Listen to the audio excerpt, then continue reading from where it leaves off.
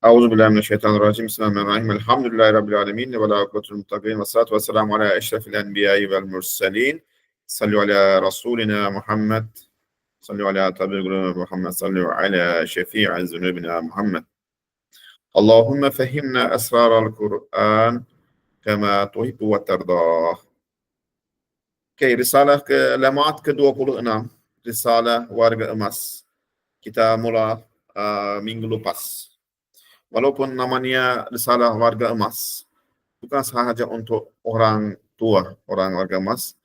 Bahkan masa menulis Ustaz risalah ini sekitar umurnya 45 ke 50, sekitar umurnya begitu. Dan sebagai untuk orang muda pun, dia bagi banyak nasihat bagaimana jaga orang warga emas, bagaimana tahu emosi mereka. Jadi sekitar kita ada orang warga emas, jadi kita pun jaga mereka, bagi motivasi mereka yang ada perlu hiburan. Jadi yang kita membawa kepada mereka juga. Dan kita juga simpan nanti sampai masanya, kita pun guna-guna hiburan-hiburan itu. Dan sebelum sampai kalau sahabat-sahabat yang adik-adik masih belum sampai umurnya warga emas, dan sebagai tadbir, yani sebelum sampai umur itu, kita ambil tadbir supaya tidak berapa menyesal masa umur kita sampai orang tua. Jadi Ustaz sendiri menghayati, jadi masa sudah umurnya sekitar 50 tahun yang masa Ustaz menulis, sendiri hidup keadaan itu, dan beliau dapat sendiri hiburan, motivasi, semangat yang kuat, dan beliau kongsi dengan warga emas supaya jadi faedah untuk mereka juga. Jadi kita pun masa dengar dan masa baca untuk diri kita sendiri. Kita ambil iktibar insyaAllah nanti, dan kita sampaikan kepada yang perlu juga. Dan Ustaz yang dalam setiap kita melihat harapan, ada 20 harapan kan di sini. 20 harapan itu dalam sebelum setiap harapan, Ustaz yang mula-mula terangkan keadaannya yang terus sekali menyedihkan dan dalam keadaan yang berputus asa, dalam kegelapan.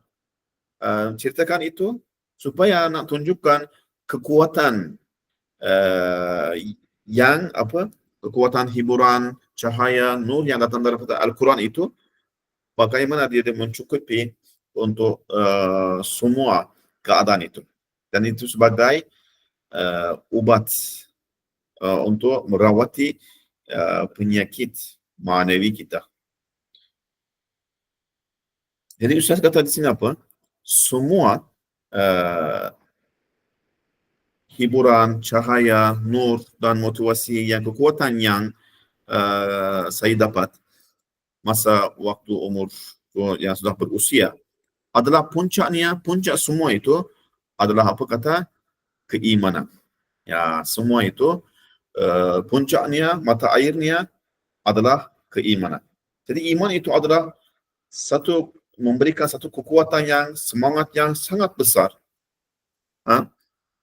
Walaupun kita dipikul dengan usia tua 1000 kali ganda lebih dahsyat, tapi kekuatan yang datang daripada iman itu, cahaya yang kekuatannya, semangat yang datang daripada iman itu adalah cukup untuk semua itu.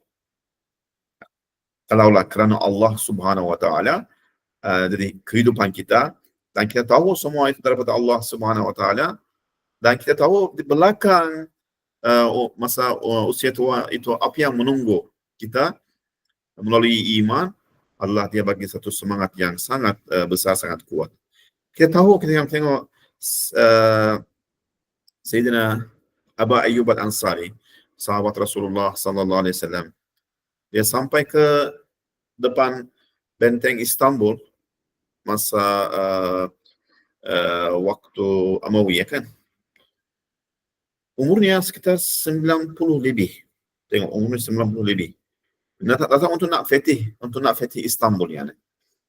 Hakaza Ummu Haram makcik Rasulullah sallallahu alaihi wasallam, dia juga umurnya lebih juga sekitar 80 tahun masa dia sampai ke Cyprus dalam pasukan tentera. Bagaimana tengok? Masa tua mereka tidak tengok usia. Tengok umur. Sampai akhir umur mereka dengan semangat berlari buat khidmat kerana Allah Subhanahu wa taala. Jadi jangan kita terpedaya kepada syaitan. Nafsu dia kata kamu sudah tua lah, kamu ini tak boleh lagi, tak mampu lagi. Tengok dah jadi semakin berat, semakin perlahan. Jadi slow lagi. Dah slowkan. Jangan kita tertipu. Jadi kita rasa sentiasa rasa umur, rasa masih muda dan semangat, harapan yang tinggi dan sentiasa jaga itu. Tapi dari segi perbuatan, dari segi maksiat dan untuk nak menyerupai kepada para pemuda, jangan kita ingat diri kita masih muda. Janganlah kita melihat lagi ataupun terpedaya kepada hawa nafsu dan syaitan. Itu pun masalah lain. Itu pun sangat penting juga. Kadang-kadang menipu juga syaitan. Nafsu, dia kata, kamu masih muda lagi. Boleh, jangan. Ikut masih seperti orang muda. Buat apa yang mereka buat? Kamu datang dunia ini sekali saja. Masuk kamu minta maaf, istighfar. Allah ampunkan. Allah Ghafurur Rahim. Kan? Jangan terpedaya dari segitu. Kita kena bezakan. Jadi dalam harapan yang kedua, Ustaz ingatkan kepada kita, dalam keadaan keadaan beliau yang dalam keadaan sangat turut itu, bagaimana selamatkan dirinya melalui dengan rahmat Al-Khaliqur Rahim, yang rahmat Allah Subhanahu wa taala. Semasa kita melihat sekitar kita melihat rahmat Allah Subhanahu sangat luas, sangat syumul, dan bagaimana menghantar rezeki semua makhluk, bagaimana menjaga makhluknya, hambanya, itu adalah rahmat, itu adalah sandaran kita, harapan kita yang sangat tinggi.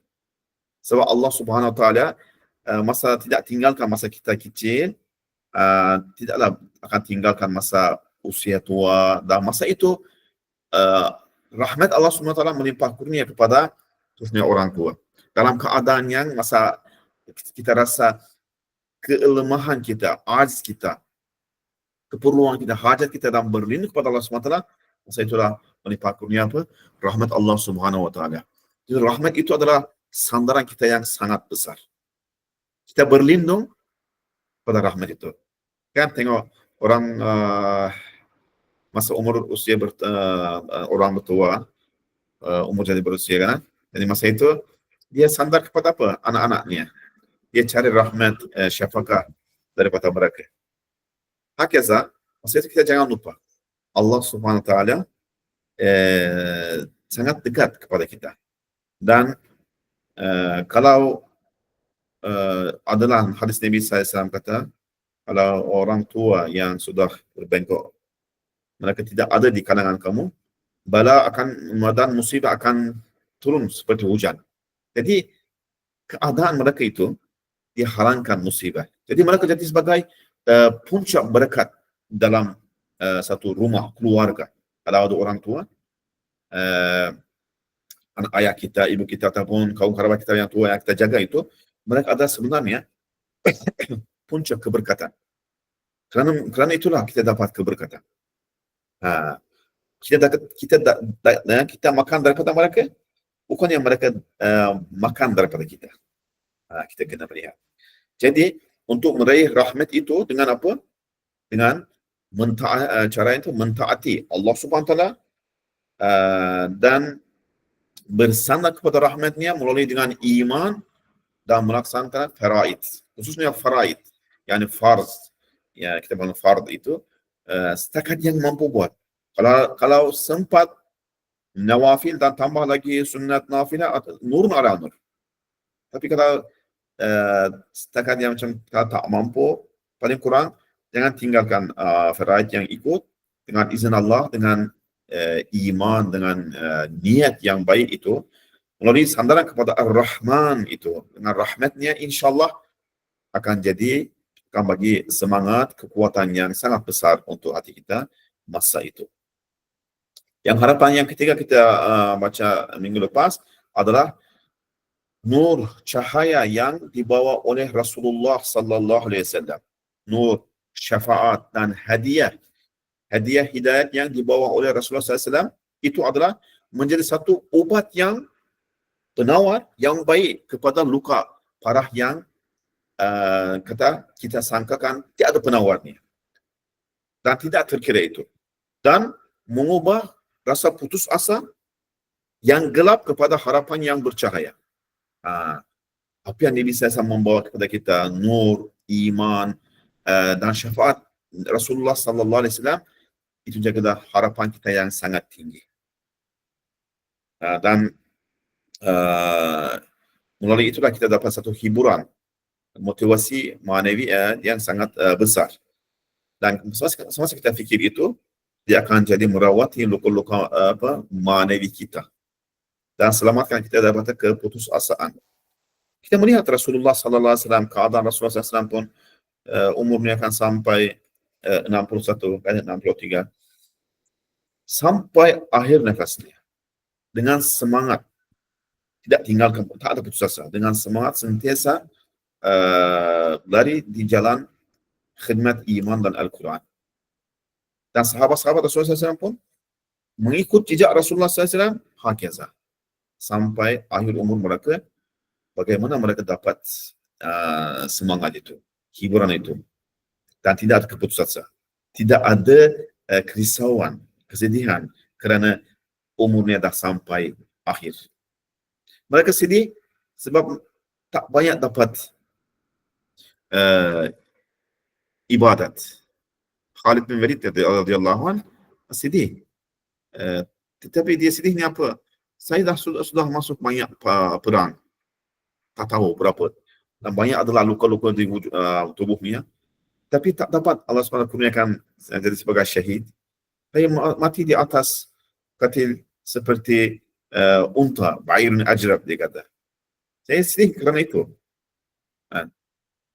Tetapi seorang sahabat Nabi SAW kata, jangan sedih, sebab saya dengar Nabi SAW sabda, siapa yang memang dengan bersungguh-sungguh minta mati syahid, Allah SWT kurniakan martabat syahid kepada dia, walaupun dia mati di atas katilnya. Akhirnya mereka semangat, tidak takut daripada kematian, maut, bahkan rindu nak jumpa dengan Rasulullah sallallahu alaihi wasallam. Umar bin Khattab radhiyallahu an doa, ya Allah, jadikanlah kurniakan kesyahidan pada saya di Madinah Rasulullah SAW. Yani Allahumma akrim syahadah wa fi Madinah Rasulullah SAW. Dan Sayyidatuna Hafsah kata, mana ini boleh ke kamu meninggal di Madinah dan ada mati syahid? Sekarang tak ada perang di sini, perang pun tak ada. Jadi Sayyidina Umar kata, kalau Allah mau, Allah kurniakan, boleh. Dan memang Sayyidina Umar radhiyallahu anhu semasa dibunuh oleh yang orang Majusi itu, dan mati syahid di Madinah Munawwarah, karena dia minta sangat nak jadi mati syahid, dan di Madinah Rasulullah sallallahu alaihi wasallam dan dibunuh dan mati syahid di sana. Hakeza mereka begitu ya, ikut jejak Rasulullah sallallahu alaihi wasallam. Yang harapan yang keempat hari ini kita baca insya-Allah. Yang akhirnya dia kata, yang harapan yang ketiga tadi kata Ustaz kata, last justru cara untuk masuk ke bawah syafaat baginda dan mendapat faedah cahayanya, yang cahaya yang Nabi SAW membawa itu, dan untuk menyelamatkan diri daripada kegelapan barzah setelah mati-mati itu, ialah dengan mengikuti sunat yang terpuji, sunat Rasulullah sallallahu alaihi wasallam. Maksudnya melalui mengikuti sunat Rasulullah SAW dan melalui banyakkan membaca salawat kepada baginda sallallahu alaihi wasallam, InsyaAllah selamatkan kegelapan barzah, ya, dan mendapat faedah daripada cahaya nur yang Nabi SAW membawa, yakni iman, yang hidayat, kan dapat khususnya pada masa tua, itu adalah jadi semangat yang besar untuk kita. Yang harapan yang keempat dalam risalah warga emas. Okay. Harapan yang keempat, ketika aku melangkah ke alam usia tua beberapa tahun yang lalu, kesihatan tubuhku yang sentiasa membuatku lalai. Dan kesihatan membawa kelalaian. Gaflet sudah hilang. Kesihatan sudah hilang. Dan kesihatan itu bukanlah sentiasa, tetapi kebanyakannya kesihatan. Rasulullah SAW sabda, "Faksirul zikra hadimul lazat." Banyakkanlah kamu ingati kematian yang pahitkan kelazatan. Sebab kelazatan membawa kelalaian, gaflet. Jadikan kita lupa tugas kita. Oleh sebab itu, masa kesihatan kita kena hati-hati. Masa Allah SWT bagi kesakitan apa? Jadi itu dari satu aspek itu baik. Dan itu sentiasa jadikan kita ingati Allah SWT, ingati tugas kita, tak masuk gaflet kelalaian, tak ikut hawa nafsu. Jadi usia tua bersama penyakit telah menyerang secara serentak. Keduanya, yang usia tua dan kesakitan itu serang kepada saya. Keduanya mengetuk secara bertubi-tubi di dalam kepalaku, lantas membuatku tidak dapat tidur. Yani hilangkan tidur saya. Tak boleh tidur lagi. Sebab kesakitan dan usia tua ketuk kepalaku dan hilangkan ketiduran saya. Jadi hubungan-hubungan yang mengikatku dengan dunia seperti anak, isteri dan harta juga tiada. Dan anaknya pun ada, jadi kaum kerabatnya pun sudah berpisah daripada mereka. Sahabat-sahabatnya pun sudah meninggal. Kan semakin kita umur berusia, Masya Allah, hari-hari ini minggu lepas banyak yang kaum kerabat meninggal, ada orang sakit, pergi ziarah, pergi kubur, pergi hospital. Allah SWT sentiasa ingatkan kepada kita. Dan kerabat kita meninggal, ataupun adik ataupun ibu kawan kita sakit meninggal. Jadi kita sentiasa kan, Masya Allah, saya melihat di Malaysia satu keadaannya, satu adat yang baik juga, sentiasa dibaca huruf-huruf Yasin. Kenapa? Si fulan sakit, si fulan sudah meninggal. Dan apa-apa saja, itu satu keadaan yang baik kan, sentiasa doa antara sama lain. Orang mukmin doa antara sama lain. Dan sentiasa hari-hari kita dengar keadaan itu.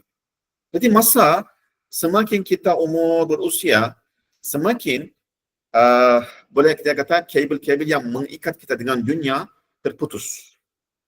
Yani dicabut pelaknya daripada dunia pasang ke akhirat. Karena masa kita muda, contohnya katalah, ada sekitar 100 ataupun lebih kabel yang mengikat kita dengan dunia, seperti ibu, ayah,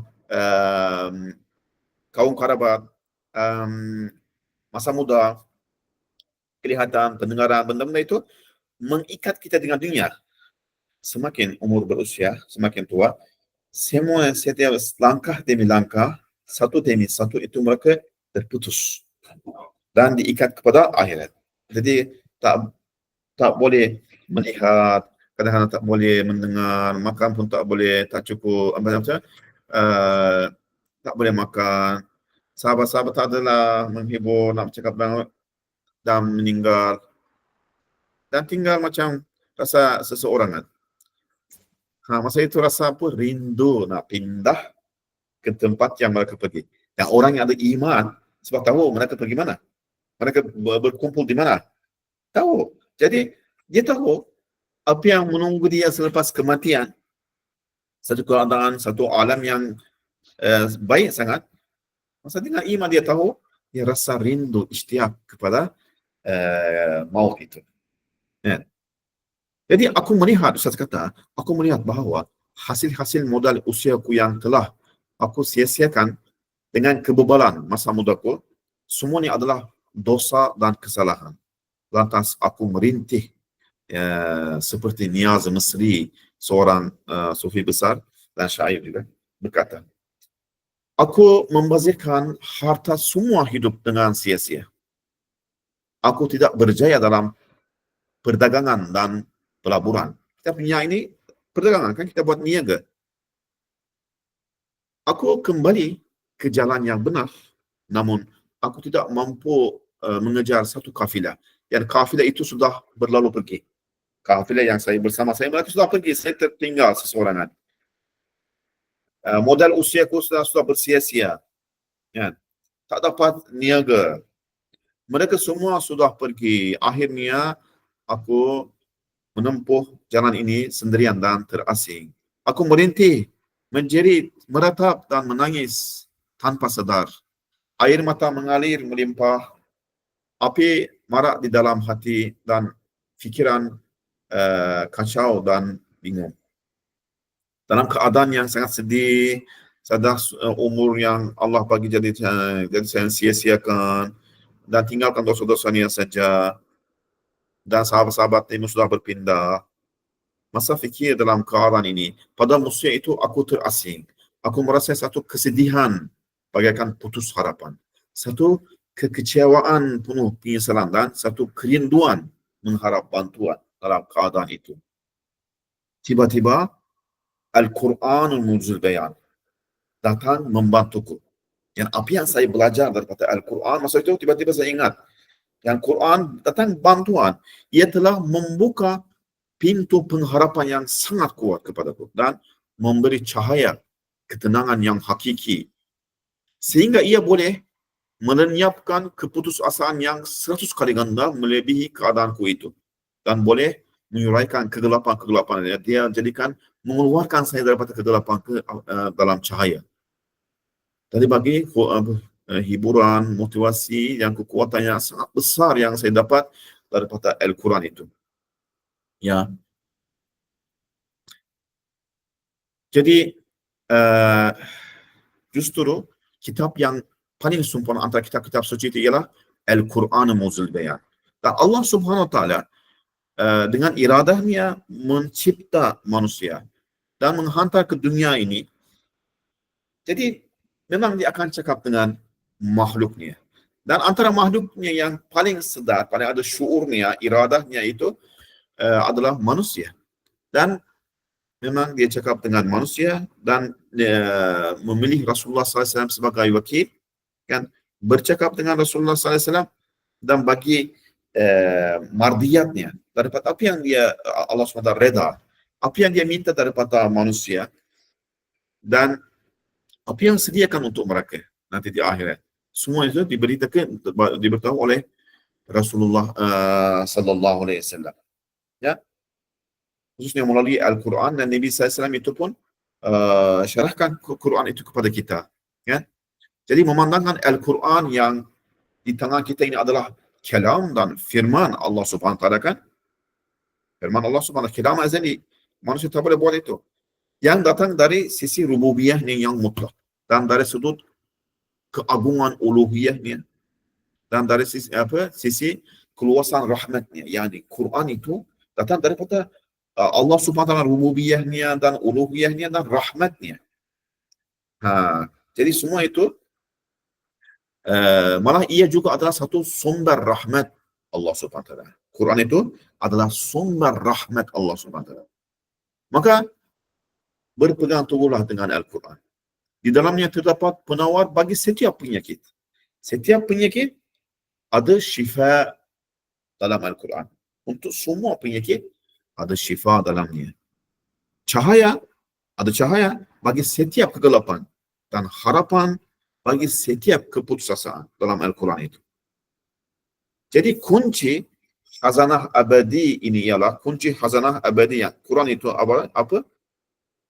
Beriman kepada Al-Quran, yani baca itu dengan kabul, iman, dan menyerah diri kepada Al-Quran, menyerah diri kepada hukum-hukum Al-Quran, dan mendengar Al-Quran, mendengar dan menerima dan membaca Al-Quran itu. Itulah melalui itu insyaAllah di dalam Al-Quran khazanah yani lautan dalam semua penyakit ma'nawi bahkan maddi dapat syifaan sembuhan dalam Al-Quran itu. Jadi itu adalah satu hiburan, satu motivasi yang kekuatan yang sangat besar, khususnya masa usia yang kita sangat perlu kepada yang bantuan, sangat perlu kepada yang lain, sangat perlu kepada yang nak berbual dengan siapa, kan? Kalau kamu nak mahu sahabat yang berbual mesra, Quran itu adalah kan jadi sebaik-baik sahabat. Masa itu kita masa baca Al-Quran seolah-olah kita cakap dengan Allah Subhanahu Wa Taala. Masa kita baca Quran itu seolah-olah baru turun. Kita dengar daripada Rasulullah SAW, bahkan daripada Jibril, bahkan daripada Allah Subhanahu Wa Taala terus. Masa kita jadi muhatab kita kepada Allah Subhanahu Wa Taala, baca kalam ilahi, masa itu jadi kita tak rasa terasing, tak rasa kita keseorangan. Memang jadi kekuatan hiburan yang sangat besar untuk kita masa waktu itu. Masya Allah. Al-Quran itu. Jadi di kubur pun, di alam barzakh pun akan jadi syafaat untuk kita. Kan orang yang baca Al-Quran itu, di akhirat pun akan jadi syafaat untuk kita. Quran yang kita baca itu dengan izin Allah. Okey, harapan yang seterusnya, harapan yang ke-5 itu adalah iman kepada akhirat. Ini pun sangat besar. Satu hiburan dan kekuatan, motivasi untuk khususnya orang warga emas dan untuk semua sebenarnya kan. Ada iman kepada akhirat. Okey, macam mana jadi sebagai hiburan itu? Harapan, ya. Pada suatu masa di permulaan usia tuaku, aku berhasrat untuk menyendiri dan mengasingkan diri. Yani nak asingkan diri, nak masuk satu gua ke apa, kena buat ibadah saja, nak buat tasbih, zikir, nak jauh daripada masyarakat. Aku mencari satu kerehatan dengan cara tinggal bersendirian di Bukit Yusha. Di Yusha itu di Istanbul, satu bukit yang berada di tebing Selat Bosphorus Istanbul. Dengan riwayatnya ada sana makam Nabi Yusha alaihissalam. Saya pun kadang-kadang dia naik sana untuk buat tafakkur, tadabbur. Dan nak pergi sana, nak asingkan dia daripada manusia, ada fikiran begitu. Satu hari ketika berada di bukit yang tinggi itu, aku memandang kepada lingkaran ufuk dan kawasan sekitarnya. Melalui peringatan usia tua, aku nampak satu papan tanda kelenyapan dan perpisahan. Tengok, semua orang berpisah dan lenyap, yang sangat sedih dan menghibahkan. Pandanganku bermula dari kedudukan tinggi pada dahan ke-45 yang merupakan tahun ke-45 bagi pohon umurku, usiaku yani, sehingga ke peringkat bawah kehidupanku. Yang saya fikir daripada umur yang 45 sampai fikir bawah itu berapa tahun kan? Pada setiap tahun, dari tahun-tahun setiap dahan pohon umurku, aku melihat jenazah-jenazah orang yang tercinta, keluargaku dan kenalanku yang tidak terhitung dan banyak bilangannya. Pada setiap tahun kan, setiap tahun ada orang yang kita sayangi, mereka meninggal, mereka pisah daripada kita, lenyap. Dan masa kita fikirkan bunuh dalam tahun-tahun itu. Ya. Dalam kesedihan maknawi yang sangat menghibahkan yang muncul daripada perpisahan dan pemisahan itu, sambil memikirkan sahabat-sahabat yang terpisah, aku menangis dan merintih seperti Fuduli Al-Baghdadi, seorang syair juga, dia berkata, apabila saja aku mengenang pertemuan denganmu, aku menangis. akan aku meratap selagi nafas masih ada di dalam tubuhku yang kontan. Dalam keadaan itu aku mencari pintu ketenangan, cahaya dan harapan. Masih kira semua para kekasih kita tahun demi tahun mereka berpisah daripada kita. Dalam keadaan itu bagi kesedihan kan. Dalam hal itu tiba-tiba nur keimanan kepada akhirat sempat memberi bantuan kepadaku. Ia telah memberikan satu cahaya yang langsung tidak akan padam dan harapan yang tidak akan putus. Iman kepada akhirat. Ya,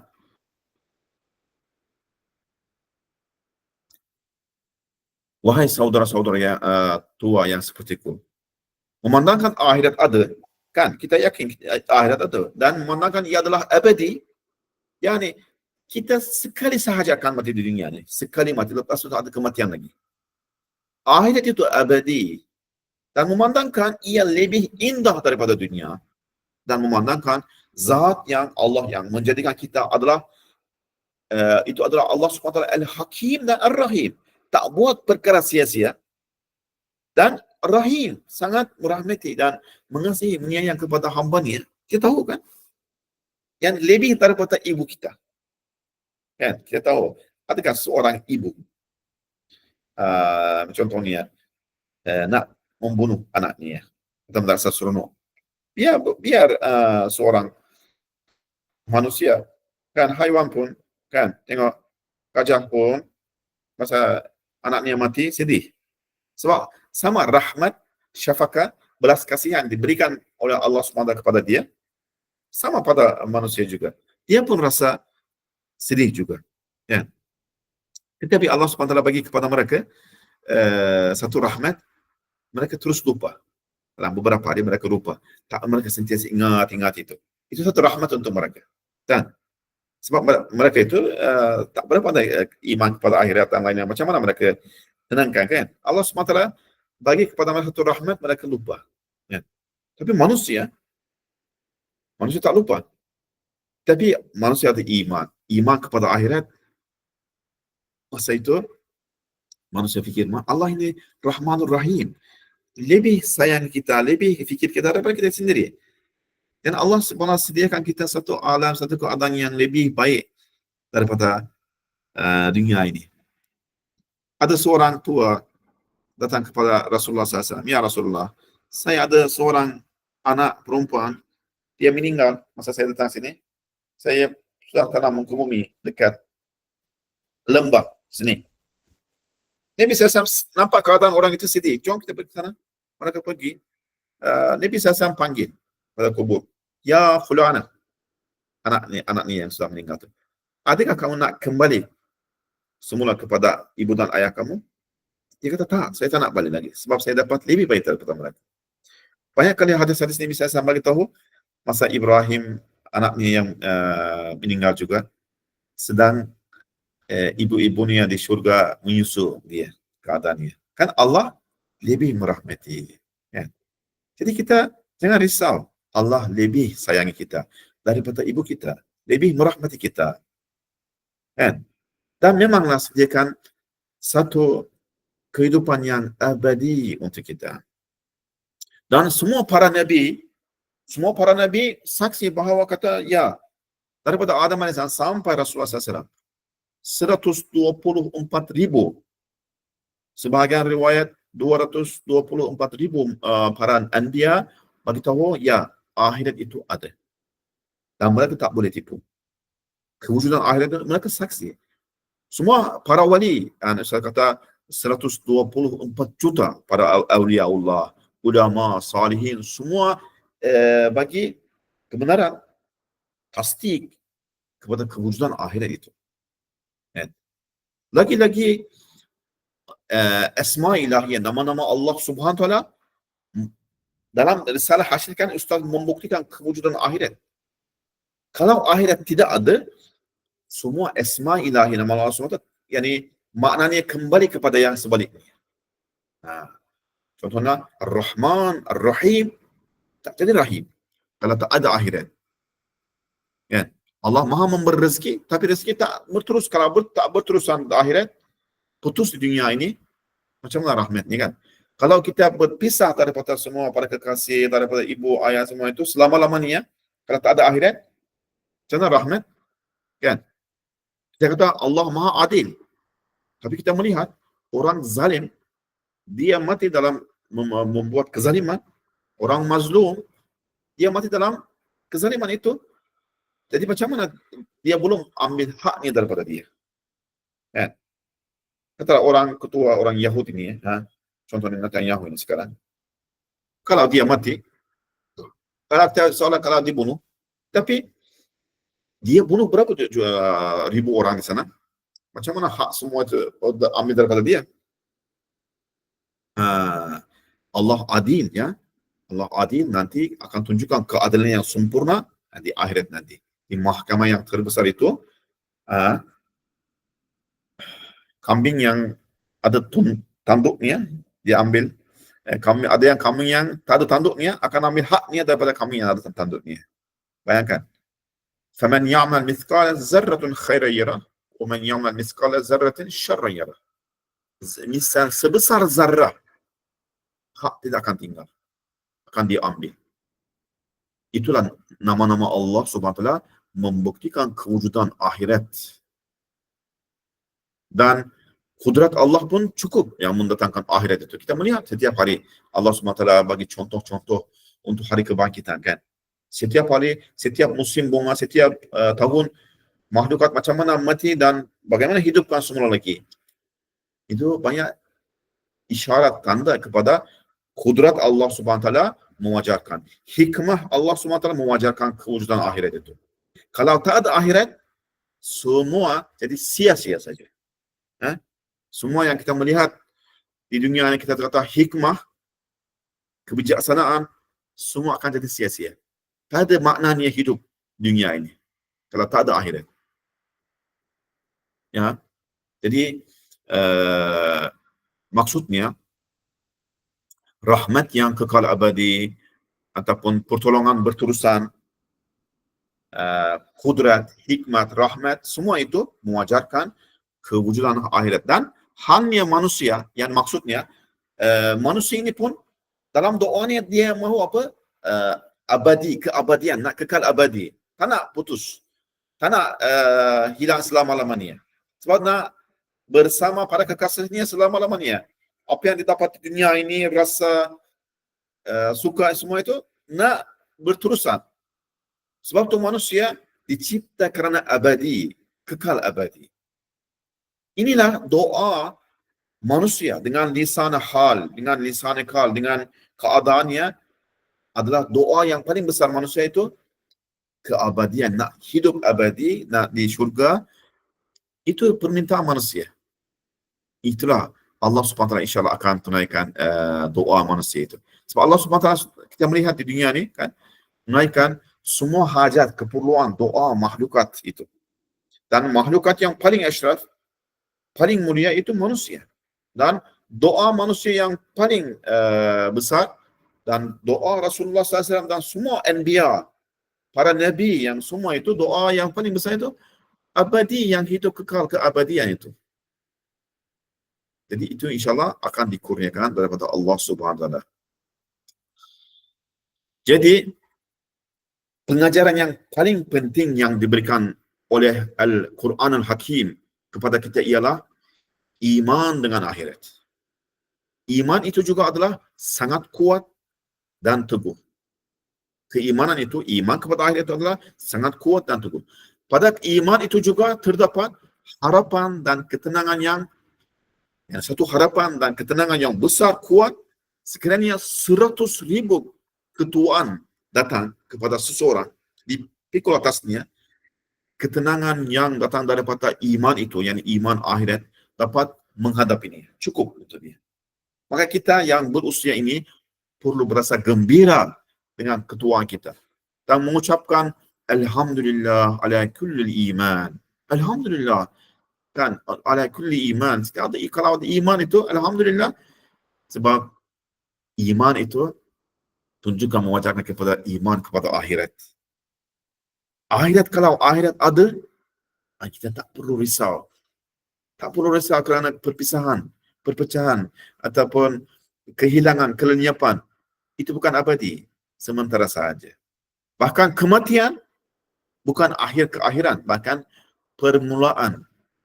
Kematian permulaan satu kehidupan yang abadi, bukan keakhiran. Kematian permulaan satu kehidupan yang hakiki. Ini bukan kehidupan yang hakiki. Manusia ini dalam an-nas niyam, tidur, yang kita tidur sekarang. Masa mati baru jaga. Macam kita mimpi, kan? An-nasu niyam, naim yani. Ketika mati dia baru bangun. Yani kita baru keluar ke hayat hakiki abadi itu melalui kematian. Jadi iman akhirat itu, jadi 1,000, 100,000 ketuaan pun datang, tak kisah, sebab akhirat menunggu kita. Satu masa muda yang abadi menunggu kita. Satu keadaan yang tidak ada kesusahan, tidak ada kematian, kelezatan sahaja, keseronokan, kebahagiaan yang hakiki, yang sebenar menunggu. Dan tak kisah, kata sahabat Nabi SAW, dengan cara apa yang saya mati, selagi yang kalau di jalan Allah Subhanahu Wa Taala, dengan cara dalam keadaan macam mana mati. Jadi iman itu jadi hiburan, kekuatan, motivasi yang nur, cahaya yang sangat besar, selamatkan daripada kita kegelapan. Ya. Okey, harapan yang keenam, sebenarnya tidak besar. Saya tak baca semua ni, ya. Tetapi harapan yang keenam berkaitan dengan iman kepada Allah. Yang tadi iman kepada akhirat, kan? Harapan yang datang daripada iman kepada Allah yang harapan keenam. Ketika aku, Ustaz ada satu keadaan yang dia bagi tahu, ketika aku berada di dalam tahanan yang menyakitkan pada suatu masa di Barla, aku mengasingkan diri daripada manusia dan bersendirian di puncak Gunung Cham, gunung pokok pine ini, yang atas gunung ini, atas pokok ini. Masa itu pokok ini sudah di orang tak potong tu. Masa itu Ustaz buat tafakur di atasnya itu. Dalam kesendirian itu aku mencari satu cahaya. Suatu malam aku berada di dalam sebuah bilik kecil yang tidak beratap di atas sebatang pohon pine yang ada di puncak yang tinggi itu. Masa itu buat tafakur, tasbih. Usia tua telah memperingatkanku tentang 3 atau 4 keterasingan. Keterasingan daripada keluarga, daripada tanah airnya, daripada kaum kerabatnya, yang tunjukkan apa? Keseorangan. Jadi malam itu hanya bunyi dan suara sedih yang datang daripada tisirian dan elusan pohon yang sunyi, sepi dan sendiri. Amat menyentuh rasa hibah, ketuaan dan keterasinganku. Usia tua itu memperingatkanku bahawa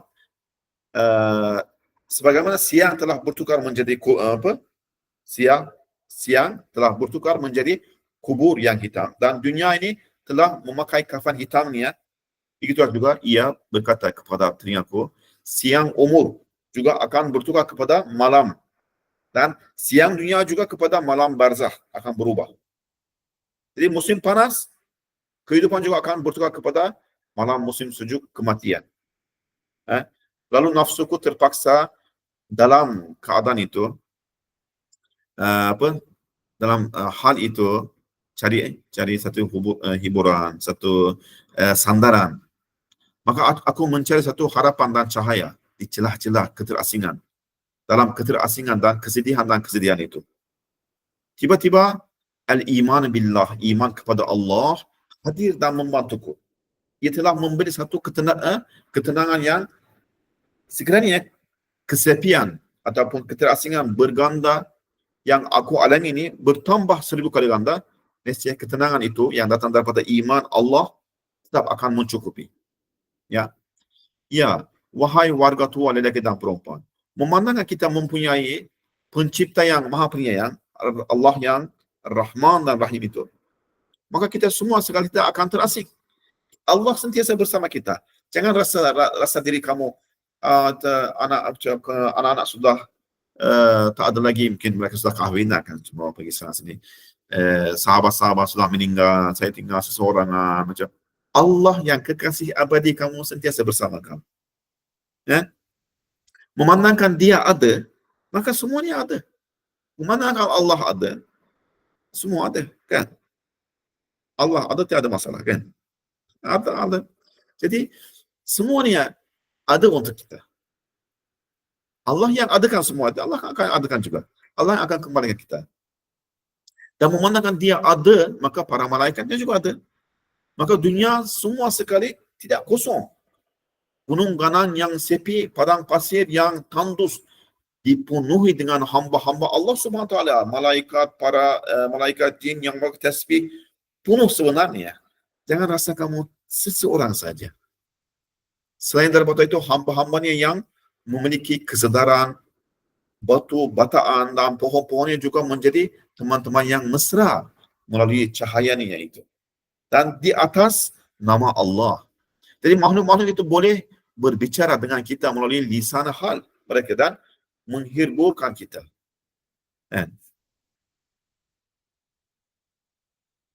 Jadi terlalu banyak adalah bukti untuk menunjukkan kewujudan Allah Subhanahu Wa Taala sebanyak bilangan para makhluk di alam semesta ini.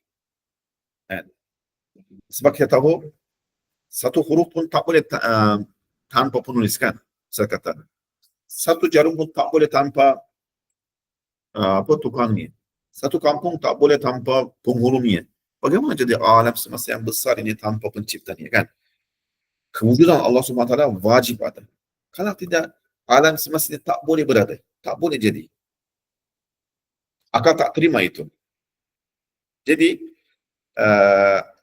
Allah Subhanahu Wa Taala semua ini menunjukkan kepada kita apa? Pintu Allah Subhanahu Wa Taala, pintu Al-Khaliq, As-Sani', yang apa? Maha pencipta dengan penuh kesenian. Al-Hami, yang maha pelindung. Ar-Rahim, maha penyayang. Al-Karim, maha pemurah. Al-Anis, maha mendamping. Al-Wadud, maha mencintakan. Jadi sungguhnya pemberi syafaat yang paling makbul di pintu itu, pintu Allah, ialah kelemahan dan kedaifan. Yani ajiz. Ajiz itu, ajiz dan fakr dalam risalah pertama saya kata apa? Adalah pemberi syafaat yang paling makbul di sisi Allah Subhanahu Wa Taala. Waktu yang paling sempurna bagi kelemahan dan kedaifan itu pula ialah masa tua. Masa tua kita, manusia itu rasa apa? Kelemahan itu, masa itu sangat dekat kepada rahmat Allah Subhanahu Wa Taala dan menimpa kurnia atasnya Allah Subhanahu Wa Taala. Masa kecil, kan, masa bayi, manusia ini tak boleh bergerak, tak boleh tunaikan hajatnya sendiri. Bagaimana Allah Subhanahu Wa Taala menjaga masa itu? Antara rezekinya sampai mulutnya, sama juga orang masa waktu tua jadi macam kembali lagi jadi macam kebudak-budakan. Ajiz, lemah. Masa itu Allah Subhanahu Wa Taala lebih rahmatnya turun atas mereka. Dan kita sepatutnya tidak merasa benci dengan masa tua yang merupakan pemberi syafaat yang makbul di pintu yang sebegitu. Bahkan perlu mencintainya. Khususnya kalau kita rasa itu satu peluang kita bersandar kepada rahmat Allah Subhanahu Wa Taala. Kita tunjukkan, ya Allah, saya ini ajiz, saya ini lemah. Sayyidina Umar radhiyallahu anhu, ya Allah, sudahlah, negara-negara sudah besar, saya tak mampu lagi, dan doa masa itu saya tak boleh membawa lagi, dan nak minta syahid, mati syahid di Madinah Munawwarah. Kita doa masa itu, kita mengadu kelemahan kita, ajiz kita, keperluan kita, hajat kita, dan memang Allah Subhanahu Wa Taala tidak kembalikan tangan yang angkat kepada Allah Subhanahu Wa Taala kosong dan balas kepadanya. Makbul doa orang tua itu.